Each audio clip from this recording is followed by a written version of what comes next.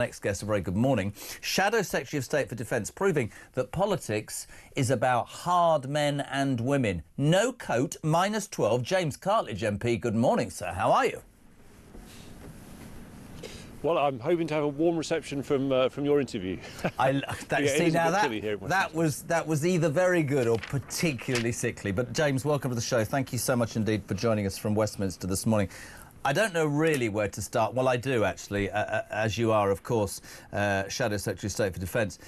Trump's Deputy Chief of Staff, Stephen Miller, has just declared in the last half an hour that Greenland should be indeed part of the US. Now, we've heard a lot of criticism about Starmer's fence-sitting over Venezuela and Maduro. We've seen the figures. We've also seen, you know, the people in Venezuela. Some are very happy, others are very anti it. We saw a protest last night in London outside Downing Street.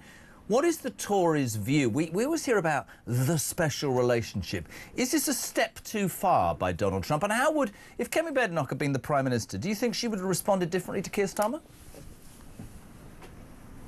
Actually, I think we take the same position as the government on this. We're very, very clear, and Kemi said this yesterday in the House of Commons, responding to the statement by the Foreign Secretary on Venezuela, which is that we recognise, as the government does, that Greenland is part of the Kingdom of Denmark, part of a sovereign country, a close ally of the United Kingdom and a fellow NATO member, and that is absolutely our position, and I know that if she was Prime Minister, that's what she would say. What about Venezuela, though? A lot of criticism aimed Starmer's way. Fence-sitting, you know, he's got the left of the party who seemingly, and again, maybe you can explain this to me, you live and work amongst them. Why do so many left-wing socialists cuddle up to dictators and despots who ruin people's lives? I've never understood that. Well, I mean, when you say I live and work amongst them, certainly share my place of work with them, not necessarily their views. You won't be surprised to hear, because you're absolutely right. I was in that statement yesterday. I watched the Labour backbench questions, and what was extraordinary is, of course, you may have moderate people who question, you know, what Trump has done, etc. But there are people there who were hostile to it, who were never critical of President Maduro. And it's extraordinary to see that. After all, this is someone, let's not forget, who has been accused of crimes against humanity by the International Criminal Court.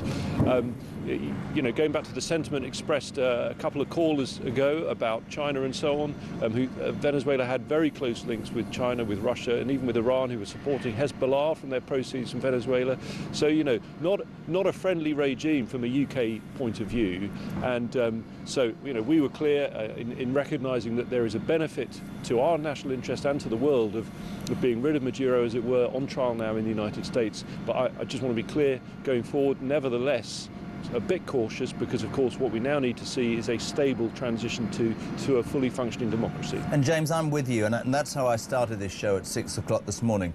Definitely crimes against humanity, definitely a state that has suffered at the hands of a despot and a dictator. The argument is, I mean, the legitimacy of what Trump did, international law, we can sit and spend all day poking into that. America has always had that sort of position, I guess, in the world. For me, it's not about the drug trafficking. It's most definitely about oil and the threat of Russia and China. But for me, massively, it's about what happens afterwards, because we've seen it in other countries. The Americans go in and do this thing, and we've seen overnight gunfire already. We've seen problems around the presidential palace.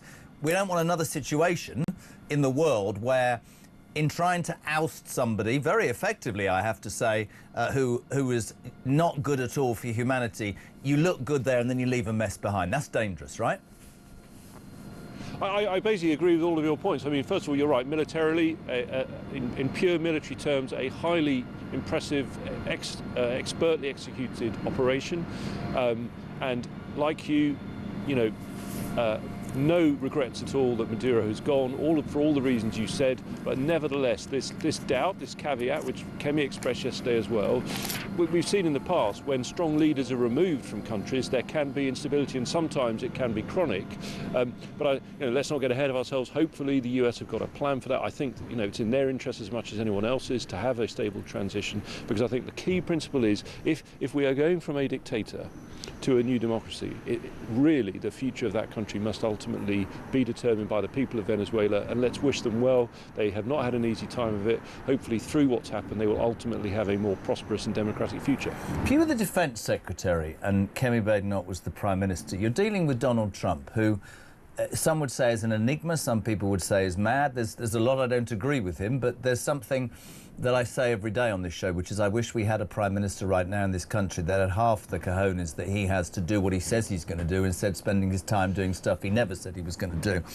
But when you hear his Deputy Chief of Staff, Stephen Miller, saying, you know, Greenland should be part of the US next, as a politician, do you sit there and think, this is just Trump? You know, we suckered up to him and gave him a state visit and he'll be fine, and then he goes off, because that sort of underestimates a man who, let's be honest, there's always a reason behind what he says and what he does. How do you deal with somebody like that? How do you maintain that special relationship, do you think? Well, it's a very fair question. I mean, first of all, my emphasis would be on what is said by the key figures in the administration. So, you know, Marco Rubio is the US Secretary of State, the equivalent of our Foreign Secretary. If you look, he's repeatedly said in recent months how critical NATO is to the United States. Yeah. Denmark's a NATO member. I think it's inconceivable, the sort of scenario that is being postulated. And, you know, with respect to Mr. Miller, he is not a senior member of the administration. Having said that, you know, we're very clear, like the government, on this particular point, that Greenland's part of Denmark, which is a sovereign country and a close ally of ourselves. But I think in terms of the special relationship, your wider point on the US, how would you handle President Trump if I was the Defence Secretary, etc. I mean, when I was in the MOD and I was the Procurement Minister, very close working relationship with the US in everything. I think people probably underestimate the extent to which we are intertwined for our benefit and for the wider benefit of our allies, and we bring a lot to that. It's not just one-way traffic. There are close dependencies. You know, if you recall, I think Denmark actually had the highest per head losses in Afghanistan, supporting what was the operation that followed ultimately 9/11. You know, we are all allies, and that's by sticking together that makes us stronger.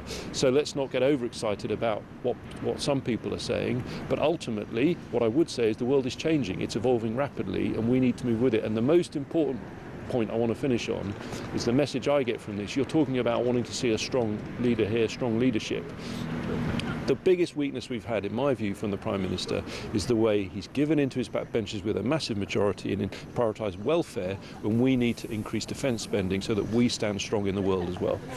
You might find this shocking, and this is not against you personally, but I think that too many governments, including Tory governments, for the last 25 years have seen the easy option, under the belief that the Cold War was done and everything was fine, is to cut defence. I think it is an absolute outrage that we have less in our armed forces than illegal migrants have come into this country since Keir Starmer became Prime Minister. I think it's a joke.